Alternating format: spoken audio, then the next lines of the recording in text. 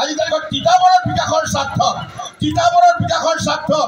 যোৰহাট লোকসভা সমষ্টিৰ বিকাশৰ স্বাৰ্থত সকলো জনতাই আজি এটা বাৰ্তা দিব খুজিছো যে সকলো জনতাই তপন গগৈ ডাঙৰীয়াক ভোট দিয়ক যাতে নৰেন্দ্ৰ মোদী ডাঙৰীয়া তৃতীয়বাৰৰ বাবে প্ৰধানমন্ত্ৰী হয় আৰু অসমৰ কৰ্মপটু আমাৰ মুখ্যমন্ত্ৰী অতি কষ্ট কৰিব পৰা এজন মুখ্যমন্ত্ৰী অভিজ্ঞতাপুষ্ট মুখ্যমন্ত্ৰী হিমন্ত বিশ্ব শৰ্মা ডাঙৰীয়াৰ হাত শক্তিশালী কৰাৰ স্বাৰ্থত যিসকলে আজিও কংগ্ৰেছ কৰি আছে বা বেলেগ দল কৰি আছে সময় থাকোঁতে যোগদান কৰক নহ'লে পিছত কিন্তু সেইসকলে বিপদত পৰিব নহ'লে কান্দিব ঘৰত পৰিবাৰৰ লগত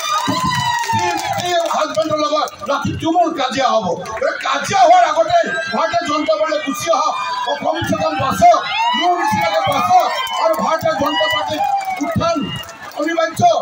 আগতীয়াকৈ আহক এতিয়া হিমন্ত বিশ্ব শৰ্মা ডাঙৰীয়া লগ লাগক আমাৰ ভাৰতীয় জনতা পাৰ্টীৰ লগ লাগক আৰু ঘৰখন বচাওক ৰাজ্যখন বচাওক আজি তিতাবৰ সমষ্টিৰ বিকাশৰ স্বাৰ্থত কাৰণ তিতাবৰৰ বিকাশ স্তম্ভিত হৈ গ'ল ইয়াৰ কাৰণটো আপোনালোকে বুজি পাইছে কিয় যেতিয়া ইয়াত কংগ্ৰেছৰ বিধায়কজন জিকাৰ পিছত আজি আমাৰ উন্নয়ন স্তম্ভিত হৈ গ'ল হিমন্ত বিশ্ব শৰ্মা ডাঙৰীয়াই বাৰ্তা পঠাইছে যে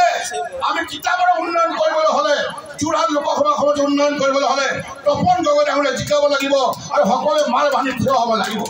এইখিনিয়ে কৈ অহা 19 তাৰিখৰ বাবে আপোনাক সাজু হওক আৰু আপোনাৰ তপন গগৈ ডাঙৰীয়াক ভোট দিবৰ বাবে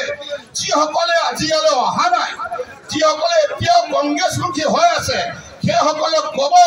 যে আপোনালোকে আমাৰ ভাৰতীয় জনতা পাৰ্টীৰ চৰকাৰখনৰ সা সুবিধা পাবলৈ হ'লে ৰাইজৰ উন্নয়ন হ'বলৈ হ'লে সামাজিক উন্নয়ন হ'বলৈ হ'লে ভাৰতীয় জনতা পাৰ্টীৰ তপন গগৈ ডাঙৰীয়াক ভোট দিবলৈ আহ্বান জনাব